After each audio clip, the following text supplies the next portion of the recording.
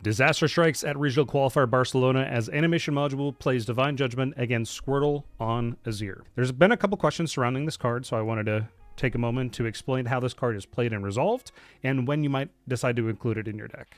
So the card reads, each player chooses 2 units, 2 gear, 2 runes, and 2 cards in their hands, recycle the rest.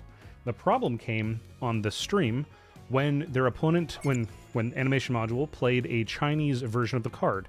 This card was designed in English, translated into Chinese, and the Chinese version, I'm told, has the word friendly on it.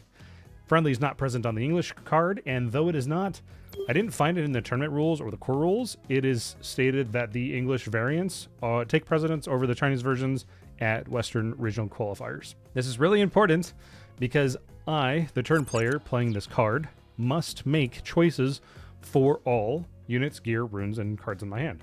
If I don't have gear on board, I must make choices on my opponent's side. If I don't have gear, they have gear, I have to choose my opponent's gear because I must choose 2 gear. My opponent then makes choices and can choose the same selections that I chose. So if I have gear and my opponent does not have gear, they can choose the same things that I chose. So as the turn player, the person casting Divine Judgement, I have a slight disadvantage in that selection process because if I have everything on the card, I choose 2 of each. And then if my opponent, who's not the caster of this card, does not have gear, they can just choose the same gear that I chose. So that's how this card works. So when would you like to include this card in your deck? Why would you play Divine Judgement? It's actually a silver bullet into certain matchups.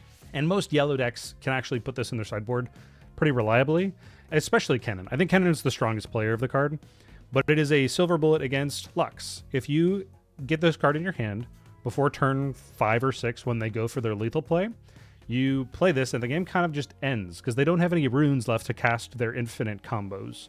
They lack the ability to get back up and running, and you probably win before they can... Like, you get to 8 points way quicker than they can get back to enough runes to be viable left in the game.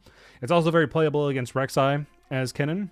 It's playable against a lot of the go wide decks for sure, because you're making them pick up cards, and if the cards that they're picking up are tokens, they just break. As soon as they leave the board, they just poof. I would include this card potentially as a one-of, depending on your meta read. I did not have it in RQ Barcelona, but I understand why many do, and I'm considering it for my deck in RQ Singapore. And lastly, it's also really good into Nasus, because if you get them off of all of their runes, and you can put the 2 units that they choose back in their hands, you have a significant advantage for the rest of the game. While I didn't play Divine Judgement in my sideboard in RQ Barcelona, I'm heavily considering it based on how the meta shaped up in Barcelona for my run in RQ Singapore. I hope you have learned something throughout this video, or at least were informed about the things you need to know to be successful in Riftbound. If you like this type of video, I'm happy to make more in the future, explaining cards like maybe Promising Future. And anyway, in any case, stay frosty and be the salt of the earth.